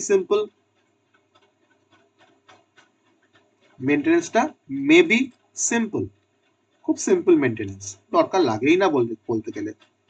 কিন্তু একটা সফটওয়্যারে কিন্তু মেইনটেনেন্সটা অবশ্যই একটা প্ল্যান্ড মেইনটেনেন্স, ওকে, যে কার পরে কোন কাজটা করতে হবে, কখন সফটওয়্যারটা তোমার আপডেট করার দরকার, সেটা কিন্তু প্ল্যানিং করা আছে। যে হ্যাঁ আমি আজকে মানে অমুক ডেটে একটা কাস্টমারকে একটা সফটওয়্যার ডেলিভার করলাম, আমি 1 বছর পরে আমি তাকে মেনটেনেন্স করতে যাব, যদি না সে আমাকে আগে থেকে কল করে, ওকে, বা 6 মাস পরে হয়তো আমি মেনটেনেন্স করতে যাব, that is a planned maintenance. Programming দিয়ে আমরা স্মল কোনো প্রোগ্রাম ডেভেলপ করতে পারি, কিন্তু সফটওয়্যার ইঞ্জিনিয়ারিং দিয়ে কিন্তু আমরা large scale software system develop করতে পারি, ওকে। তো this is the basic difference between software engineering and programming. আমরা আশা করি এই 5-6টা পয়েন্টের উপরে বেস করে আমরা জিনিসটা বুঝতে পেরেছি, ওকে। যেমন ধরো একটা খুব সহজ উদাহরণ, একজন প্রোগ্রামার মানে বলতে পারে যে আমি ক্যালকুলেটরে একটা কোড লিখে ফেলেছি, কিন্তু তখন সফটওয়্যার ইঞ্জিনিয়ার ভাববে, মানে প্রোগ্রামার কি ভাবে আর সফটওয়্যার ইঞ্জিনিয়ার কি ভাবে সেটা আমি বলছি। তখন সফটওয়্যার ইঞ্জিনিয়ার ভাববে যে ইউজারের রিকোয়ারমেন্ট কি, ডিজাইনটা কিভাবে হবে, এরার হ্যান্ডলিং কিভাবে হবে, টেস্টিং কিভাবে হবে, সিকিউরিটি কতটা দরকার হবে বা দরকার কিনা, ফিউচার মডিফিকেশন কিভাবে করব, এগুলো কিন্তু ভাববে সফটওয়্যার ইঞ্জিনিয়ার, ওকে। এবার যে একটা সফটওয়্যার তো তৈরি করছি বা করব সফটওয়্যার ইঞ্জিনিয়ারিং প্রিন্সিপাল মেনে, তো একটা ভালো সফটওয়্যার, আমি কখন একটা সফটওয়্যারকে ভালো সফটওয়্যার বলবো, কি দেখে আমি একটা সফটওয়্যারকে ভালো সফটওয়্যার বলবো, তার জন্য আমাকে জানতে হবে যে আমার নিশ্চয়ই কিছু ক্যারেক্টারিস্টিক আছে ভালো সফটওয়্যার হওয়ার জন্য। তো তার জন্য আমরা এখন যেটা দেখবো সেটা হচ্ছে যে ক্যারেক্টারিস্টিক অফ গুড সফটওয়্যার, ওকে, যে কখন আমি একটা সফটওয়্যারকে ভালো সফটওয়্যার বলতে পারবো, তার জন্য আমাকে কিছু ক্যারেক্টারিস্টিক দেখতে হবে, অর্থাৎ ক্যারেক্টারিস্টিক অফ গুড সফটওয়্যার। তবে তো আমাদের তোমাকে চিনতে হবে না, আমি যে কোনো একটা সফটওয়্যার দেখে আমি বলতে পারবো যে হ্যাঁ এটা ভালো সফটওয়্যার। আমি বিটেক পড়ছি, আমাকে কেউ দেখে জিজ্ঞেস করতেই পারে, একটা নন টেকনিক্যাল পার্সন, যে এই দেখো তো আমি একটা সফটওয়্যার নিলাম অমুক কোম্পানি থেকে, এটা ভালো না খারাপ আমাকে একটু দেখে বলো তো। তোমার সে ক্যাপাবিলিটি থাকতে হবে সেটাকে দেখে বোঝার। যদি তুমি না জানো যে কি ক্যারেক্টারিস্টিক গুলো দেখবো বা চেক করবো, বা কি ক্যারেক্টারিস্টিক দেখলে বোঝা যাবে যে এটা ভালো না খারাপ, তা তুমি বুঝতে পারবে না, বা তুমি তখন বলতেই পারবে না। তো একটা ভালো সফটওয়্যারের জন্য গুরুত্বপূর্ণ কিছু বৈশিষ্ট্য আছে বা ক্যারেক্টারিস্টিক আছে। যেমন প্রথম ক্যারেক্টারিস্টিকটা হচ্ছে নাম্বার 1, কারেক্টনেস। যে সফটওয়্যারটা সঠিক রেজাল্ট দিচ্ছে তো, বা আমি কাস্টমার যে রিকোয়ারমেন্ট গুলো দিয়েছিল সেই রিকোয়ারমেন্ট স্পেসিফিকেশন অনুযায়ী সঠিকভাবে কাজ করছে তো, there is a correctness, এটা হতে হবে অবশ্যই। নাম্বার 2 হচ্ছে রিলায়েবিলিটি সব জায়গাতেই দরকার, মানে সফটওয়্যারটা বিভিন্ন পরিস্থিতিতে নির্ভরযোগ্যভাবে কাজ করবে কিনা বা কাজ করছে কিনা। ধরে নাও আমি একটা ব্যাংকিং অ্যাপ্লিকেশন তৈরি করেছি টিসিএস কে দিয়ে, আমার ধরে নাও হয়তো বন্ধন ব্যাংক। এবার আমি ব্যাংকিং অ্যাপ্লিকেশনটা আমি আমার মানে আমার যে ব্যাংকের যে আমার যে শাখা, সেখানে গিয়ে আমি সেটাকে চালাচ্ছি। আমি দেখলাম প্রথম দিন আমার 10টা-15টা কাস্টমার হয়েছিল, খুব ভালোভাবে কাজ করলো, খুব সুন্দরভাবে আমি ট্রানজাকশন করতে পারছি। তারপরের দিনে যখন দেখছি যে ও বাবা, অন্নপূর্ণা ভান্ডারে টাকা ঢুকেছে, তখন দেখছি যে আমার তো মানে অনেক কাস্টমার চলে এসছে। আর তখন যখন আমি ট্রানজাকশন করতে যাচ্ছি একসঙ্গে অনেকগুলো, তখন বারবার ট্রানজাকশন করলে দেখছি যে আমার একটা ক্র্যাশ করে যাচ্ছে। তাহলে সেটা রিলায়েবল নয়। মানে আমাকে বিভিন্ন পরিস্থিতিতে আমাকে ওই সফটওয়্যারটা নির্ভরযোগ্যভাবে কাজ করতে হবে, তবে তাকে রিলায়েবল বলতে পারবো। দ্যাট ইজ রিলায়েবিলিটি, এটা আমাকে চেক করতে হবে। থার্ড হচ্ছে এফিসিয়েন্সি।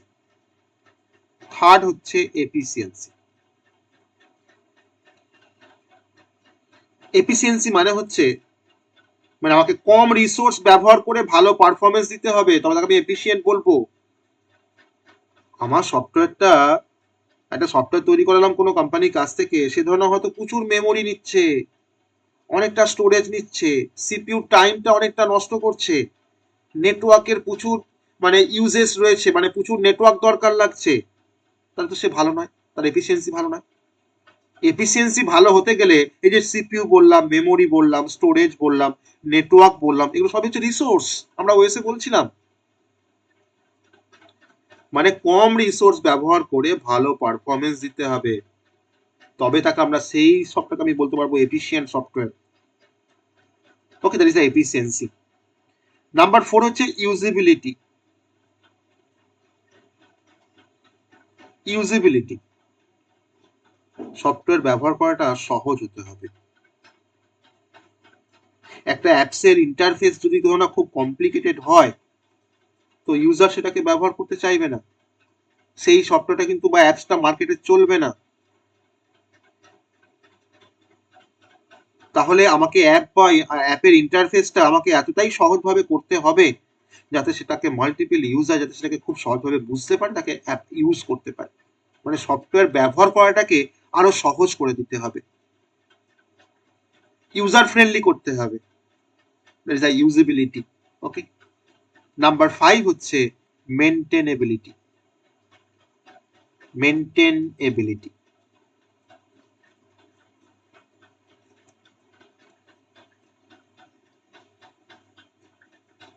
ধরে নাও আমি একটা সফটওয়্যার ডেভেলপ করালাম কোনো কোম্পানিকে দিয়ে, আমার তো এরকম নয় যে এটাই আমার স্ট্যাটিক হয়ে গেল, ফিক্সড হয়ে গেল, আমি আর কিছু করবো না, আমি ওটাকে নিয়ে সারা জীবন ধরে কাজ করবো না। ফিউচারে হয়তো আমার এই সফটওয়্যারের উপরে কিছু মডিফিকেশন বা রিপেয়ার করা হয়তো আমার দরকার পড়লো, বা হয়তো আমি একটা কোনো ফিচার্সকে আমি অ্যাড করবো বা মডিফাই করবো। আমি এমন ভাবে কোম্পানির কাছ থেকে তৈরি করেছি সফটওয়্যারটাকে, সেই কোম্পানি হয়তো আমাকে পরে মডিফিকেশনের কোনো কোনো জায়গায় রাখেনি, বা রিপেয়ার করাটা মানে রিপেয়ার আমি করতেই পারবো না, সেই ইউজ অ্যান্ড থ্রোর মতন অবস্থা, সেটা করলে কিন্তু হবে না। মানে ফিউচারে যাতে সফটওয়্যারটাকে আমরা মডিফাই করতে পারি বা রিপেয়ার করাটা যাতে তোমার সহজ হতে হয় বা হতে হবে, তাহলেই বলতে পারবো যে হ্যাঁ, আমার সফটওয়্যারটা তার মেনটেনেবিলিটি প্রপার্টিটা কিন্তু সে অ্যাচিভ করছে, যাতে করে সহজে আমি তাকে মেনটেন করতে পারি, মডিফাই করতে পারি, রিপেয়ার করতে পারি। ওকে, নাম্বার 6 হচ্ছে সব থেকে important characteristic, that is a security. Security, আমি একটা সিস্টেম কোম্পানির কাছ থেকে তৈরি করে নিয়ে আসলাম, দিয়ে আমি আমার ব্যাংকিং সিস্টেম ধরে নাও বন্ধন ব্যাংকে, দিয়ে আমি ধরো মাল্টিপিল, আমার বন্ধনে তোমার ধরো 5টা ব্রাঞ্চ আছে হুগলিতে, আমি সেখানে ইউজ করছি, দিয়ে দেখলাম যে কোনো একদিন হয়তো এটা কোনো আনঅথরাইজ ইউজার আমার ব্যাংকিং সিস্টেমে ঢুকে হয়তো 5 লাখ টাকা তোমার চুরি করে নিয়ে চলে গেছে।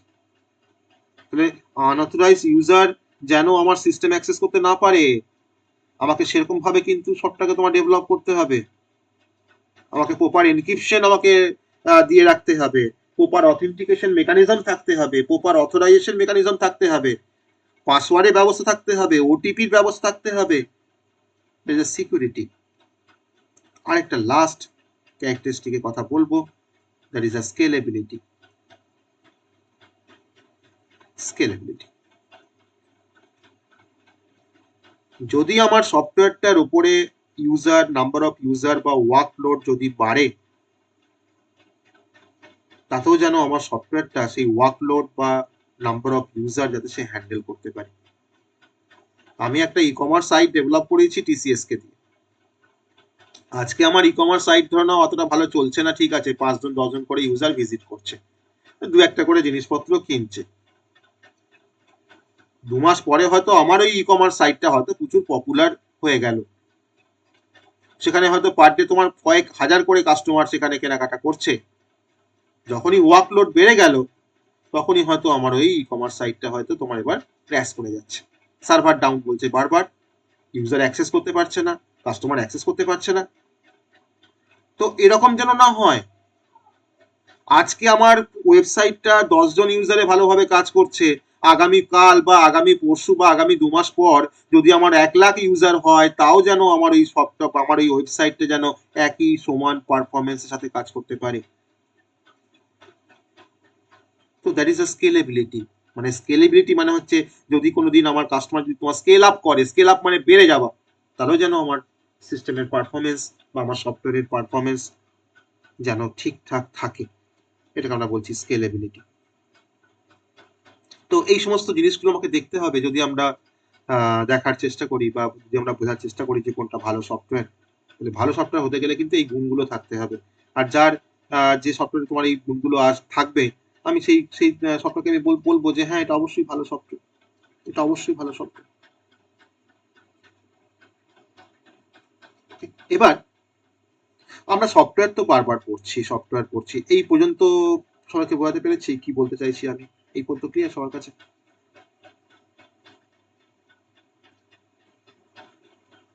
কি সঞ্জিতি?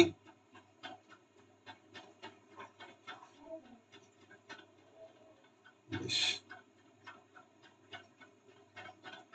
আমরা এই সাবজেক্টটা না একটু গল্পের মতো করে পড়বো। এটা এটা এটা একটু অ্যাকচুয়ালি গল্পের মতো করলে সব থেকে ভালো তোমার মনে থাকবে। এটা গল্পই একটা। এই পুরো সাবজেক্টটাই হচ্ছে সফটওয়্যার ইন্ডাস্ট্রি একটা গল্প। আর প্রত্যেকটা কনসেপ্ট কিন্তু এই সফটওয়্যার ইন্ডাস্ট্রি রেসপেক্টে মানে কেস স্টাডিজ বলো বা এক্সাম্পল তুলে ধরা যায় এই সাবজেক্টটা একমাত্র পড়া থেকে। ওকে, অতএব সাবজেক্টটা খুব ইন্টারেস্টিং সাবজেক্ট, কিন্তু থিওরিটিক্যাল সাবজেক্ট তো একটু বুঝতে পারলে খুব ইন্টারেস্টিং। তুমি গল্পের মতো করে বানিয়ে লিখতে পারবে এই সাবজেক্টের কনসেপ্টগুলোকে, তুমি বুঝে যাও। তোমাকে মানে মুখস্থ করতে হবে না কোনো কিচ্ছু, জাস্ট তুমি বানিয়ে লিখে আসতে পারবে। জাস্ট পয়েন্টগুলোকে মনে রাখবে, সেই পয়েন্ট ধরে ধরে তুমি বানিয়ে লিখে আসবে। এবার আমরা সবাই জানি যে হার্ডওয়্যার মানে হচ্ছে ফিজিক্যাল কিছু কম্পোনেন্ট, যেমন ধরে নাও CPU, RAM, keyboard, monitor, hard disk. তাহলে হার্ডওয়্যার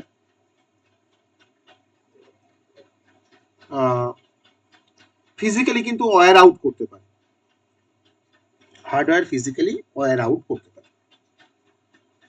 মানে হার্ডওয়্যারগুলো কিন্তু অ্যাকচুয়ালি ফিজিক্যাল, তুমি হাতে নিয়ে দেখতে পারো, টাচ করতে পারো। সফটওয়্যার কিন্তু ফিজিক্যাল নয়, তাই তো? হার্ডওয়্যার ফিজিক্যাল, মানে তুমি ফিজিক্যালি তুমি ওটাকে দেখতে পাও, তুমি ওটাকে টাচ করতে পারো, কিন্তু সফটওয়্যার কিন্তু ফিজিক্যাল নয়। তুমি কি টাচ করতে পারো সফটওয়্যারটাকে? নিশ্চয়ই না। কিন্তু সফটওয়্যার কিন্তু ওয়্যার আউট করে না। হ্যাঁ, বাগ থাকতে পারে সফটওয়্যারের মধ্যে, রিকোয়ারমেন্ট চেঞ্জ হতে পারে, এনভায়রনমেন্ট চেঞ্জ হতে পারে, টেকনোলজি চেঞ্জ হতে পারে, সিকিউরিটি কিছু ভালনারেবিলিটি পাওয়া যেতে পারে। তো তার জন্য সফটওয়্যারের ক্ষেত্রে কিন্তু মেনটেনেন্সটা সব থেকে বেশি গুরুত্বপূর্ণ। সফটওয়্যারের ক্ষেত্রে মেনটেনেন্সটা সব থেকে বেশি অত্যন্ত গুরুত্বপূর্ণ। মানে হার্ডওয়্যারের মেনটেনেন্সের থেকেও কিনা সফটওয়্যারের কিন্তু মেনটেনেন্সটা অনেক বেশি গুরুত্বপূর্ণ। তো এইটুকু ডিফারেন্সের পয়েন্ট আমি তোমাকে বলার জন্য বলছিলাম। যেমন আমার যেমন হার্ডওয়্যার যেমন ফিজিক্যালি যেমন ওয়্যার আউট করতে পারে, কিন্তু সফটওয়্যার কিন্তু যদি তোমার ফিজিক্যাল নয়, তার জন্য এ কিন্তু ওয়্যার আউট করে না, ওয়্যার আউট করে। এটা যে বেসিক ডিফারেন্স আমার মানে সফটওয়্যার ইঞ্জিনিয়ারিং পার্সপেক্টিভে। এবার খুব মানে ইম্পর্টেন্ট একটা মানে কনসেপ্ট হচ্ছে যে স্যার সফটওয়্যার ফেল করতে পারে, মানে সফটওয়্যার ফেলিওরটা কিন্তু বোঝাটা খুব ইম্পর্টেন্ট।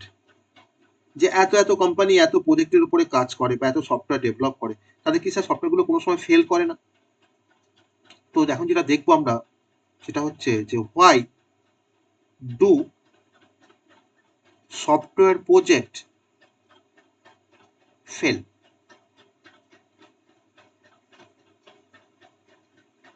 ওকে, যে সফটওয়্যার প্রজেক্ট কিভাবে ফেল করে। একটা প্রজেক্ট ফেল করতে পারে তার অনেকগুলো কারণের জন্য। একটা প্রজেক্ট ফেল করতে পারে অনেকগুলো কারণের জন্য। কি কি কারণের জন্য? না, প্রথম কারণটা হচ্ছে যে poor requirement analysis. Poor requirement analysis.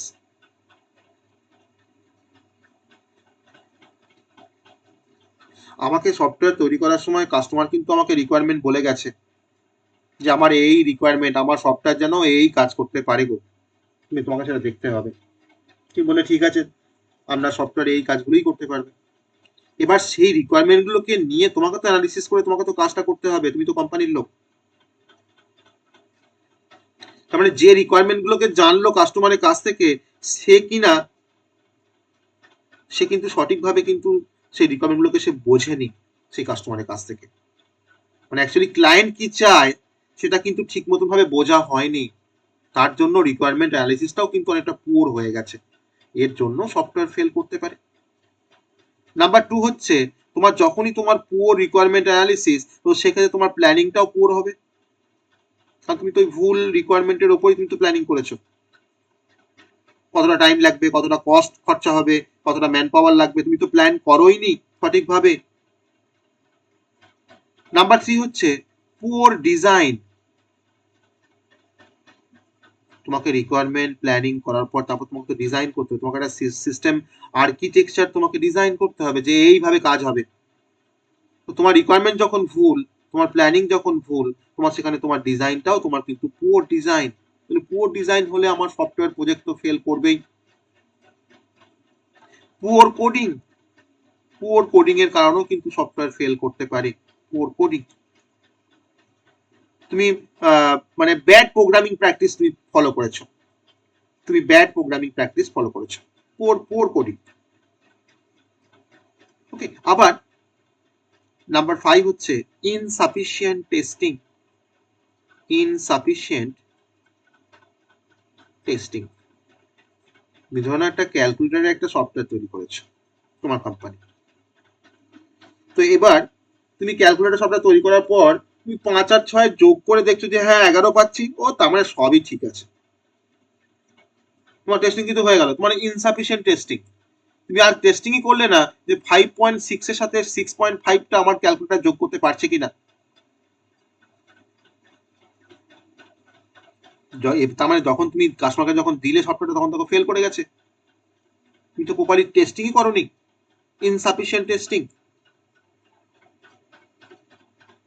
Number 6 হচ্ছে স্কোপ ক্রিপ। এটা ভালো টার্ম, ক্রিপ, CREEP। এর জন্য কিন্তু তোমার প্রজেক্ট ফেলিওর হতে পারে। কিরকম জিনিসটা, স্কোপ ক্রিপটা কি জিনিস স্যার? না ধরো না, এটা কোনো প্রজেক্ট চলছে, তবে অনেক প্রজেক্ট চলার মানে চলতে চলতে মাঝখানে কন্টিনিউয়াসলি কিন্তু নতুন কিছু ফিচার্স যোগ হতে থাকে, তার জন্য কিনা প্রজেক্ট ফেল করতে পারে। আমি একটা কোনো সফটওয়্যার ধরনের হয়তো TCS থেকে ডেভেলপ করছি। TCS বলে ঠিক আছে, তোমাকে আমি 6 মাস পরে এটাকে ডেলিভার করবো। তো আমি 2 মাস পরে বলছি যে আমাকে এটাকে যোগ করে দাও, 3 মাস পরে বলছি এটাকে যোগ করে দাও, 4 মাস পরে বলছি যে আমাকে এইগুলোকে একটু অ্যাড করে দাও। তার মানে আমার কিন্তু ডেভেলপমেন্ট চলছে TCS এ। ওই ডেভেলপমেন্ট কিন্তু চলাকালীন কিন্তু মাঝখানে আমি নানা রকমের আমি কি বলবো, আমি কিছু মডিফিকেশন করতে চাইছি, কিছু অ্যাড করতে চাইছি, যেটাকে বলা হয় স্কোপ ক্রিপ। মানে কন্টিনিউয়াসলি আমার প্রজেক্ট চলার মাঝখানে কন্টিনিউয়াসলি আমি কিছু ফিচার্স আমি সেখানে যোগ করতে থাকছি। নাম্বার 7, এটা সব থেকে বেশি দায়ী একটা প্রজেক্ট ফেলিওরের জন্য, সেটা হচ্ছে পুওর কমিউনিকেশন। Poor communication. আমার প্রজেক্টের জন্য তোমার দেখো ডেভেলপার আছে, ক্লায়েন্ট যার যে প্রজেক্টটা নেবে, ম্যানেজার আছে, ইউজারে আছে। তো এই ডেভেলপার, ক্লায়েন্ট, ম্যানেজার বা ইউজারের মধ্যে যদি তোমার কমিউনিকেশন গ্যাপ থেকে যায় না, তাহলে কিন্তু অনেক প্রজেক্ট ফেল করে।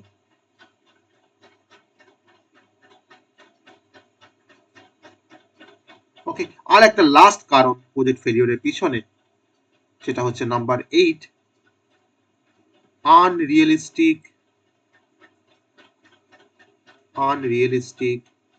ডেডলাইন। ধরে নাও একটা সফটওয়্যার কোম্পানিতে একটা বড় প্রজেক্ট এসছে, যে প্রজেক্টটা করতে কিনা 6 মাস টাইম লাগে যদি সঠিকভাবে প্রজেক্টটাকে করা যায় বা করতে হয়, 6 মান্থ টাইম লাগে।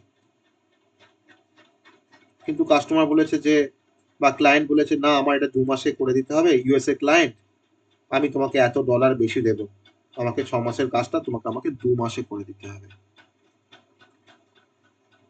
2 মাসে করে দিতে হবে। তাহলে যে কাজটা করতে আমার 6 মাস প্রয়োজন ছিল, সেটা 2 মাসে শেষ করার যে প্রেশার, তাকে বলা হয় আনরিয়েলিস্টিক ডেডলাইন। এটার জন্য প্রজেক্ট ফেল করে যেতে পারে। তো কেন সফটওয়্যার প্রজেক্ট ফেল করে? তো এগুলো হচ্ছে তার প্রমিনেন্ট কিছু কারণ, যে কেন সফটওয়্যার প্রজেক্ট ফেল করে।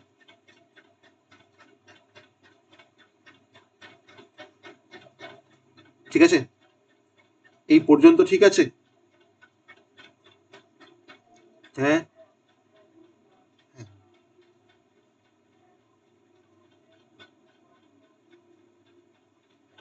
হ্যাঁ, হ্যাঁ, হ্যাঁ, ওটাই বললাম। হ্যাঁ, হ্যাঁ, ফেলিওরটা তো তার জন্যই হচ্ছে, কন্টিনিউয়াসলি অ্যাড হচ্ছে মাঝ রাস্তায়, মাঝ পথে। হ্যাঁ, তার জন্য তোমার সোর্স স্ক্রিপ্ট করতে পারে, মানে স্কোপটা স্ক্রিপ্ট করতে পারে। ঠিক আছে, এবার আমরা তো বেশ কয়েকটা জিনিস তো জানলাম।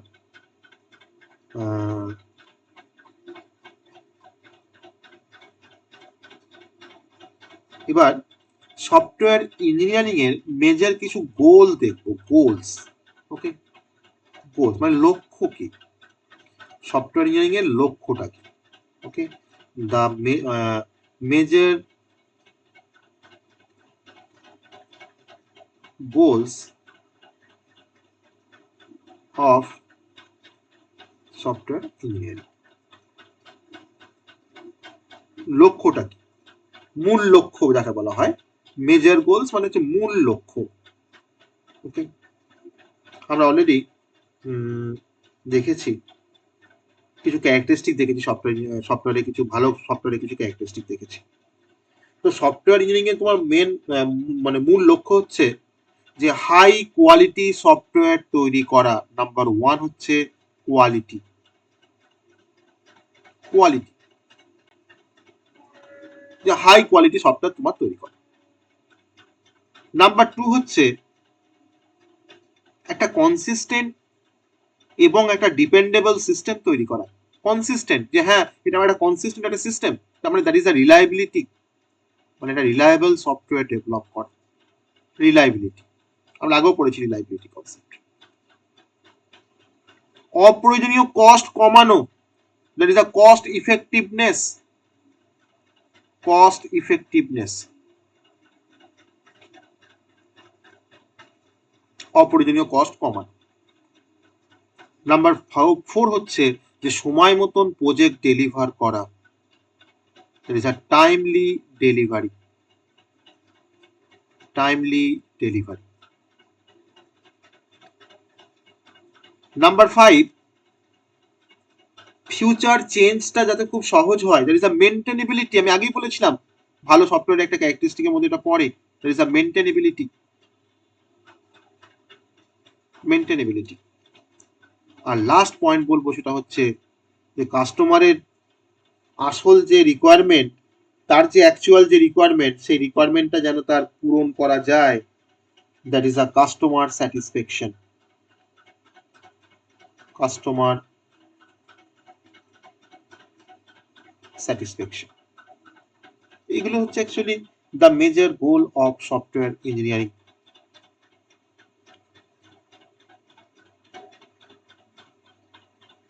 ওকে, মানে সফটওয়্যার প্রজেক্টে 3টে গুরুত্বপূর্ণ কনস্ট্রেন্ট মানে শর্ত হচ্ছে, একটা হচ্ছে স্কোপ, একটা হচ্ছে কস্ট, আর একটা হচ্ছে টাইম। ট্রায়াঙ্গেল, কস্ট, স্কোপ আর হচ্ছে টাইম। মানে একটা প্রজেক্টের স্কোপ, তার সঙ্গে তার কস্ট, তার সঙ্গে তার টাইম,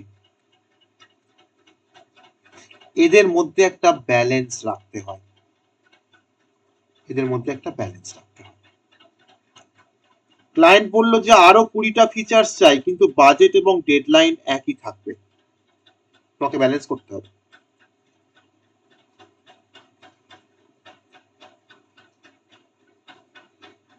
ওকে, তো এটা আমি কিছুই নয়, এটা তোমার হচ্ছে যে আমার মানে ফেমাস সফটওয়্যার ইঞ্জিনিয়ারিং ট্রায়াঙ্গেল বলা হয়, এটাকে এসি ট্রায়াঙ্গেল বলা হয়।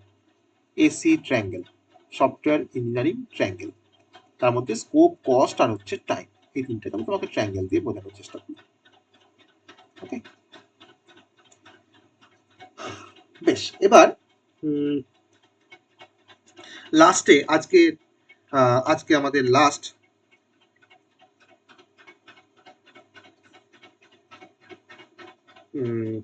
পয়েন্ট হচ্ছে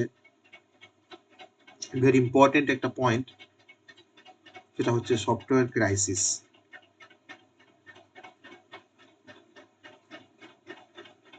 সফটওয়্যার ক্রাইসিস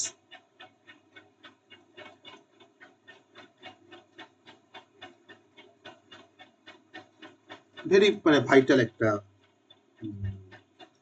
টার্ম বলতে পারো, একটা কনসেপ্ট বলতে পারো, সফটওয়্যার ক্রাইসিস।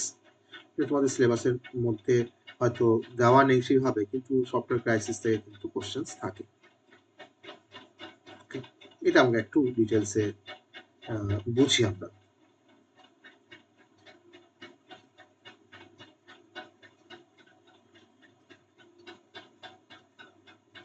তোমরা কিছু বোঝো, জানো সফটওয়্যার ক্রাইসিস বলতে কি বোঝায়, বা এই টার্মটা আগে শুনেছো কোনদিন, সফটওয়্যার ক্রাইসিস?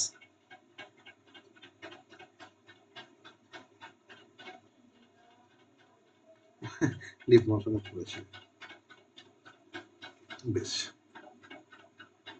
একটু বলি,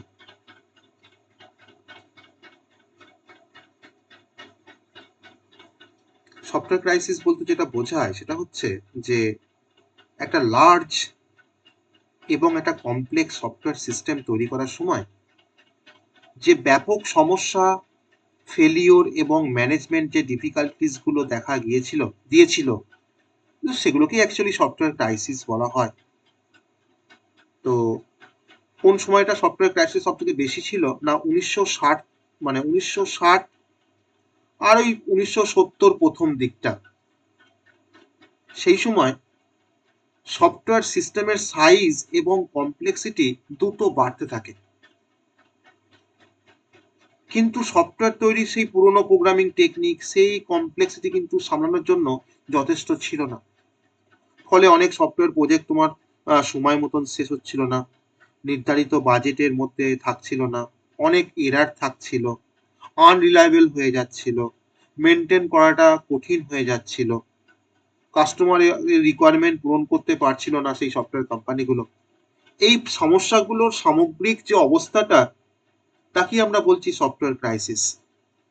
এটা কিন্তু 1960 থেকে 1970 এই সময়টা কিন্তু একটা সামগ্রিকভাবে বলা হয় যে এই সময়টাতে কিন্তু সিস্টেমের সাইজ বা কমপ্লেক্সিটি তোমার দ্রুত বাড়তে থাকে, আর সেই কমপ্লেক্সিটি বা সাইজটাকে মেনটেন করার জন্য পুরোনো যে প্রোগ্রামিং টেকনিক, নতুন কোনো প্রোগ্রামিং ল্যাঙ্গুয়েজ আসেনি যেটাকে তোমার ওই পার্টিকুলার প্রবলেমটাকে সলভ করে ফেলবে। সেই পুরোনো প্রোগ্রামিং টেকনিক, সেটা দিয়ে কিন্তু ওই ধরনের ডিফিকাল্টিস গুলোকে মানে ফিল আপ করা বা পূরণ করা যাচ্ছিল না, বা ওই ধরনের কমপ্লেক্সিটি গুলোকে সামলানো যাচ্ছিল না, বা সামলানোর জন্য তোমার যথেষ্ট ছিল না। তো তখন সেই টাইমটাকে আমরা বলছি যে সেটা হচ্ছে পুরোপুরি আমার সফটওয়্যার ক্রাইসিস। ওকে, এবার কেন সফটওয়্যার ক্রাইসিস কেন অকার করে না, আমার তো আর হুট করে তো আর সফটওয়্যার ক্রাইসিস শুরু হয়ে যায় না, তো একদিনে তোমার তো তৈরি হয় না। তো একটা সফটওয়্যার ক্রাইসিসের পিছনে কিন্তু অনেকগুলো কারণ আছে। যে ধরে নাও আমার হয়তো সফটওয়্যারের সাইজটা ধরে নাও ইনক্রিজ করে গেল, ইনক্রিজিং সফটওয়্যার সাইজটা ধরে নাও ইনক্রিজ করে গেল। কারণ আমার কম্পিউটার টেকনোলজি তোমার যত উন্নত হচ্ছে, আমার তো সফটওয়্যারের রিকোয়ারমেন্টগুলো তো আরো বড় বড় হচ্ছে, তাই না? সফটওয়্যারের সাইজ বাড়ার সঙ্গে সঙ্গে তোমার কমপ্লেক্সিটি তো বাড়ছে। তো এটা কিন্তু তোমার সফটওয়্যার ক্রাইসিসের একটা কারণ। নাম্বার 2 হচ্ছে ইনক্রিজিং কমপ্লেক্সিটি।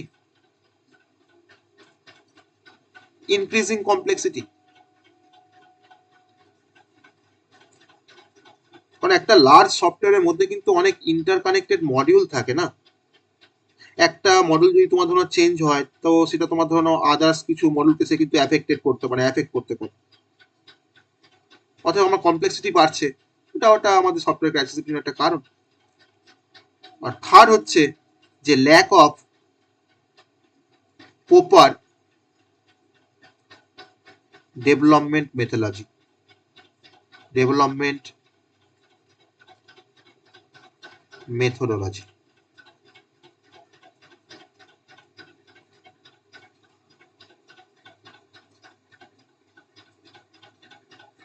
মানে অনেক হয়তো তোমার ধরে নাও যে সময় তোমার সফটওয়্যার ক্রাইসিস বেশি হতো, সেই সময় ধরো যারা তোমার ডেভেলপার ছিল, তারা তোমার যে মেথোলজিটা ফলো করতো ডেভেলপমেন্টের জন্য, তো সেখানে কিছু ল্যাক ছিল।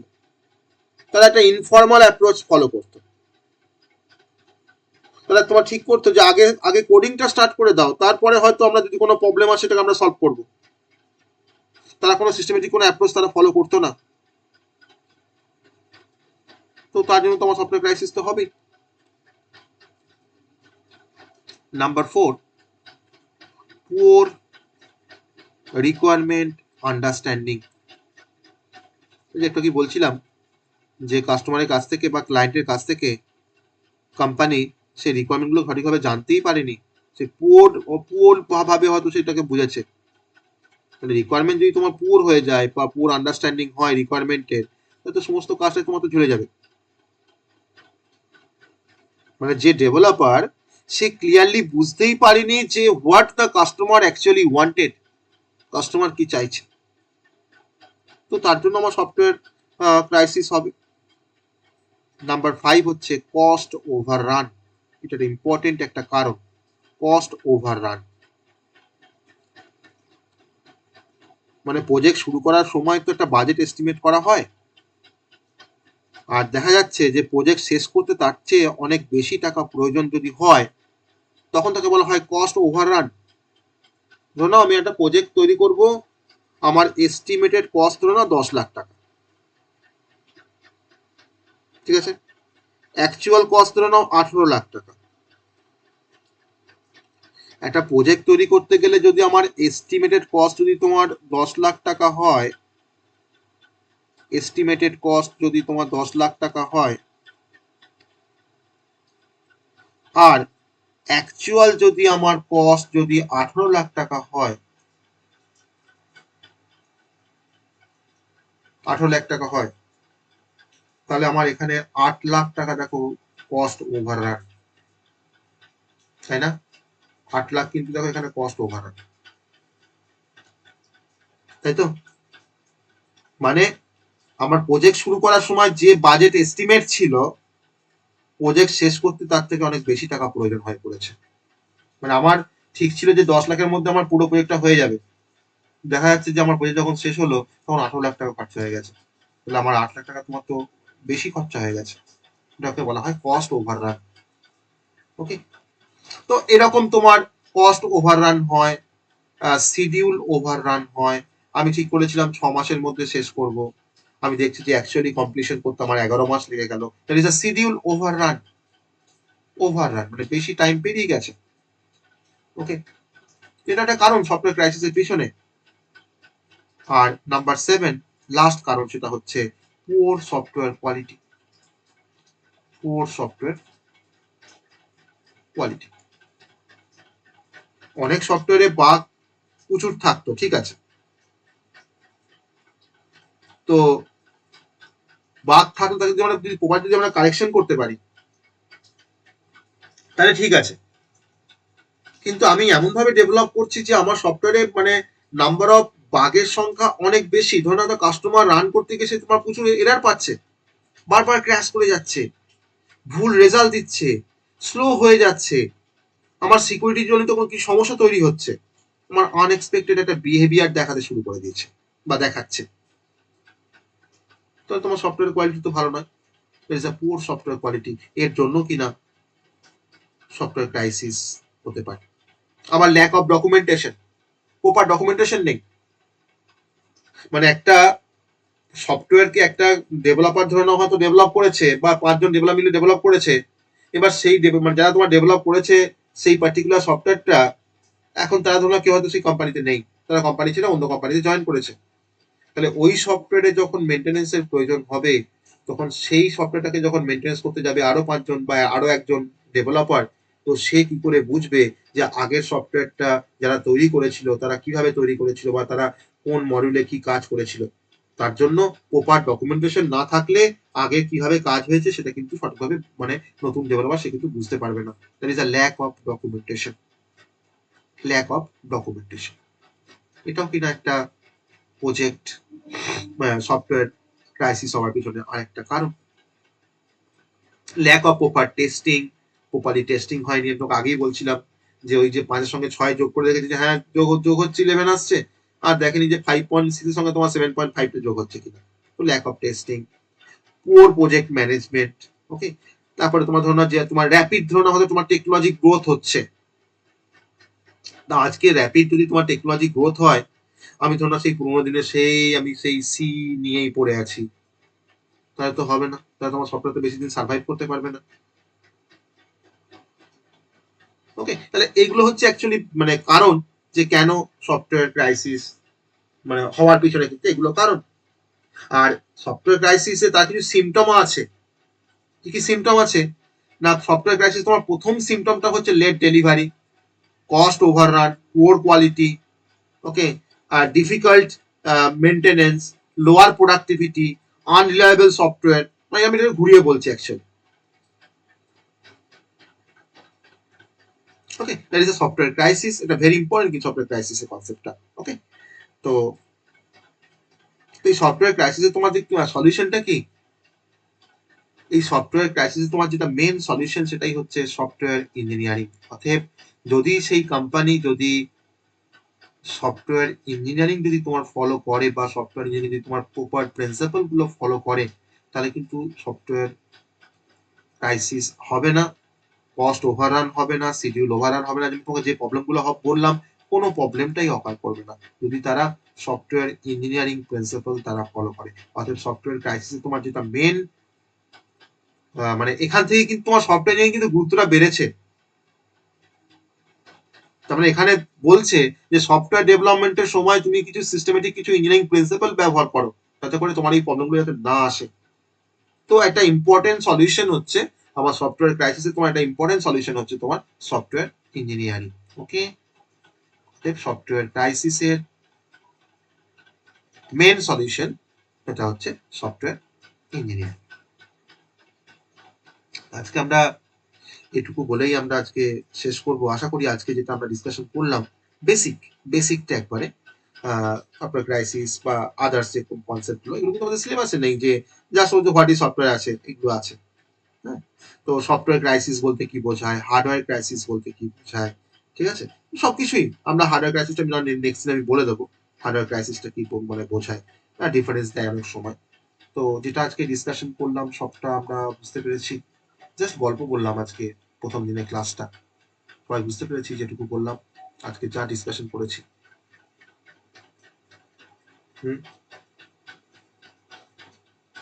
ঠিক ঠিক তো, পড়তে অবশ্যই তোমাকে পড়তে হবে, মনে রাখতে হবে। অনেক কিছু মনে রাখার বিষয় আছে, অনেক কিছু বোঝার বিষয় আছে, মানে সবটাই বোঝার বিষয়।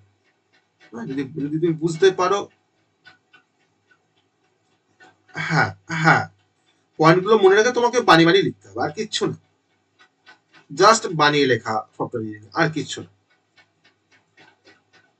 হ্যাঁ, তুমি যদি একটু তুমি সফটওয়্যার নিয়ে পড়তে গেলে একটু ভাববে, একটু মানে ওই রিয়েল সিনারিওটাকে ভেবে নিয়ে তোমাকে পড়তে হবে, তাহলে দেখবে তোমার প্রতিটা কনসেপ্ট পড়তে ভালো লাগবে। দেখো আমি তোমার যে কনসেপ্ট গুলো বললাম, দেখো প্রথমে তুমি একটু রিয়েল সিনারিও আমাদের আইটি ইন্ডাস্ট্রি, তাই না? তো এরকম ডিফারেন্ট ডিফারেন্ট ইন্ডাস্ট্রির ক্ষেত্রে তোমার এরকম তাদের কিছু প্রিন্সিপাল আছে। আজকে সফটওয়্যার কোম্পানি তোমার সফটওয়্যার ইঞ্জিনিয়ারিং প্রিন্সিপাল ফলো করা হয়। আজকে অটোমোবাইল সেক্টরে তোমার অটোমোবাইল ইঞ্জিনিয়ারিং এ কিছু প্রিন্সিপাল ফলো করা হয়। তো সবার ক্ষেত্রে কিছু প্রিন্সিপাল আছে। প্রিন্সিপাল ফলো না করলে প্রপার টাইমে ভালো কোয়ালিটি প্রোডাক্ট বা সফটওয়্যার তুমি ডেলিভার করতে পারবে না। তোমার কিছু নর্মস, তোমার কিছু রুলস, তোমার কিছু প্রিন্সিপালস তোমাকে ফলো করতেই হবে। You must adhere the rules. Okay, তো যাই হোক, তো আজকে আমরা এই পর্যন্তই আমরা পড়বো। নেক্সট দিন থেকে আমাদের মানে অ্যাজ পার সিলেবাস ধরে ধরে আমরা এবার পড়ার চেষ্টা করব, কারণ তোমাদের সিলেবাসটাও তো আছে। আমরা নেক্সট দিন আমরা লাইফ সাইকেল দিয়ে শুরু করব, software development life cycle, very important life cycle, যেখানে আমরা আগেও পড়েছি এসডিএলসি, তার মধ্যে ওয়াটারফল মডেল, হ্যাঁ, স্পাইরাল মডেল, ঠিক আছে, এই ধরনের ডিফারেন্ট লাইফ সাইকেল, র্যাড মডেল, হ্যাঁ, তো এগুলো আমরা সবই পড়বো। তো তার মধ্যে আবার দেখবো ডিফারেন্ট ফেজ আছে, সফটওয়্যার ডেভেলপমেন্টের ডিফারেন্ট ফেজ আছে, লাইফ সাইকেল আছে, বুঝতে পারছি, সেই ফেজগুলো আমরা দেখবো। তার মধ্যে অলরেডি আমরা কিছু ফেজ আমরা দেখেছি, যেমন requirement, software requirement specifications, design, coding, okay, হ্যাঁ, তারপরে তোমার ধরো মেনটেনেন্স, ওকে, টেস্টিং। তো এই ডিফারেন্ট ফেজের থ্রু দিয়ে কিন্তু ডিফারেন্ট লাইফ সাইকেল মডেল তারা কাজ করে, যেটা আমরা নেক্সট দিন আমরা সফটওয়্যার ডেভেলপমেন্ট লাইফ সাইকেল দিয়ে আমরা নেক্সট দিন আমরা পড়তে শুরু করবো। মানে পড়তে হবে, প্রচুর পড়তে হবে। আর আমি সফটওয়্যার ইঞ্জিনিয়ারিং তোমাদের ক্লাসরুম তো তৈরি করে দিয়েছি, তাই তো? এবার আমি যা কিছু আপলোড করব ক্লাসরুমে আপলোড করব, কারণ আজকে কালকে তোমাদের দিয়েছি। এর আগে পর্যন্ত যে ভিডিওগুলো আমি শেয়ার করছিলাম সব গ্রুপে করতাম, তো সেই গ্রুপ থেকেও আমি নিয়ে সেগুলোকে আমি ক্লাসরুমে দিয়ে দেওয়ার ব্যবস্থা চেষ্টা করছি আজকে কালকের মধ্যে। ওকে, ঠিক আছে, তাহলে আজকে আমরা শেষ করি। চলো, গুড নাইট।